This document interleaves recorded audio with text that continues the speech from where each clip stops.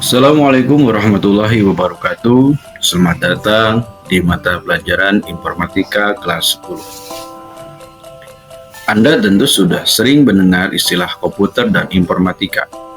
Komputer sering digunakan dalam kehidupan sehari-hari sebagai alat bantu untuk menyelesaikan masalah. Komputer merupakan salah satu produk dari bidang informatika. Informatika tidak hanya dikaitkan dengan komputer. Melalui informatika, Anda dapat mempelajari lebih dari sekedar menggunakan dan memanfaatkan perangkat lunak dan perangkat keras komputer. Informatika adalah segala hal yang mencakup struktur, sifat, dan hubungan dari beberapa sistem yang dipakai dalam mengumpulkan data, memproses dan menyimpan output, serta menampilkan dalam bentuk informasi. Informatika dilandasi oleh sebuah teknik berpikir yang disebut dengan berpikir komputasional. Jika Anda dapat menerapkan teknik berpikir komputasional dalam penyelesaian masalah, Anda dapat melatih pola pikir yang sistematis dan logis. Selain itu, Anda juga dapat memanfaatkan teknologi dengan bijak dan memperhatikan etika dalam teknologi informasi. Oleh karena itu, penting bagi Anda untuk mempelajari informatika. Informatika pada dasarnya adalah ilmu informasi. Secara singkat, informatika adalah segala hal yang mencakup struktur, sifat, dan juga hubungan dari beberapa sistem yang dipakai dalam pengumpulan data, memproses dan menyimpan output pemrosesan data, serta menampilkan ke dalam bentuk informasi.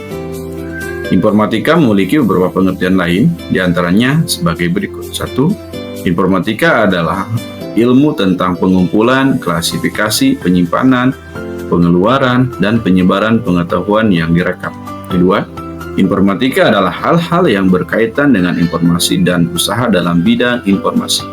Ketiga, informatika didefinisikan sebagai gabungan berbagai bidang akademik yang menyediakan kaitan antara berbagai disiplin ilmu dengan perspektif secara metodologinya sendiri guna mengembangkan teori dan aplikasi praktis.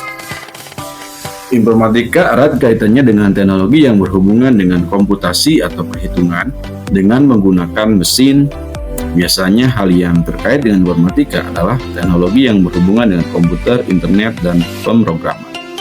Beberapa bidang yang termasuk ke dalam informatika yaitu sistem informasi, ilmu komputer, ilmu informasi, teknik komputer, aplikasi informasi dalam sistem informasi manajemen, keamanan informasi, dan informatika sosial. Manusia saat ini hidup di era industri 4.0, di mana banyak hal dilakukan oleh manusia dengan memanfaatkan mesin cerdas berbasis komputer dan internet. Revolusi industri 4.0 adalah masa keempat dari perjalanan sejarah revolusi industri, di mana revolusi industri mulai dikenal pada abad ke-8. Menurut Profesor Schwer dalam bukunya The Fourth Industrial Revolution, dunia mengalami 4 revolusi industri, yaitu sebagai berikut. 1. Revolusi industri 1.0 ditandai dengan ditemukannya mesin uap yang diterapkan pada mesin kereta api dan kapal laut. Kedua, revolusi industri generasi 2.0 ditandai dengan penemuan pembangkit tenaga listrik dan motor pembakar. Dalam penemuan revolusi industri generasi 2.0 memicu terciptanya telepon kabel, mobil, dan pesawat terbang.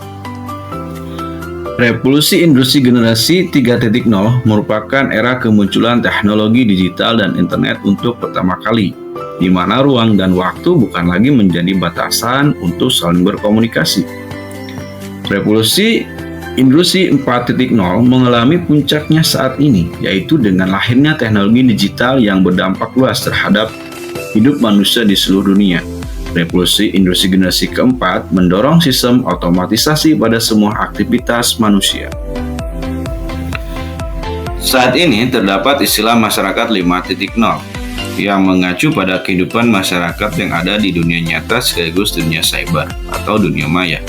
Saat melakukan kegiatan daring, banyak kegiatan yang dilakukan manusia baik secara fisik maupun secara daring dengan memanfaatkan teknologi komputer dan internet.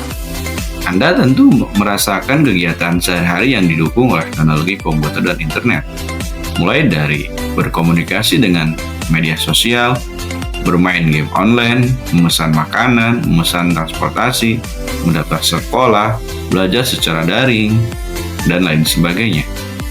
Banyak sistem yang berubah berkat adanya teknologi.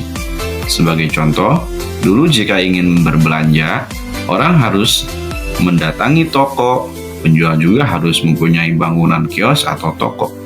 Pemilik toko mempekerjakan pegawai untuk mengurus gudang, menjadi kasir, dan menangani berbagai pekerjaan lainnya. Pembeli juga harus membawa uang tunai untuk membayar. Sekarang, pembeli dan penjual dari berbagai daerah dapat dipertemukan melalui marketplace. Sistem pembayaran dengan uang digital atau menggunakan e-wallet juga mempermudah pembeli dalam pembayaran. Situasi tersebut memudahkan orang untuk melakukan segala kegiatan. Namun, coba Anda pikirkan, bagaimana nasib para pekerja yang semula bekerja sebagai kasir, pegawai gudang, pegawai yang melakukan pengepakan barang di pabrik, dan teller di bank. Teknologi telah mengambil alih tugas-tugas tersebut, sehingga banyak orang yang kehilangan pekerjaan. Pada masa depan, peran teknologi semakin mendominasi dan akan makin banyak jenis pekerjaan yang hilang. Sebaliknya, pencipta teknologi itulah yang makin dibutuhkan.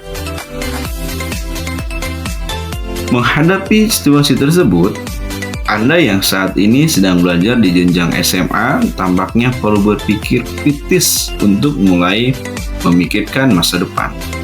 Tentu tidak semua orang akan berkarir di bidang komputer, namun hampir semua bidang keilmuan membutuhkan komputasi, penyimpanan informasi, serta pembentukan pengetahuan yang dapat dilakukan melalui komputer.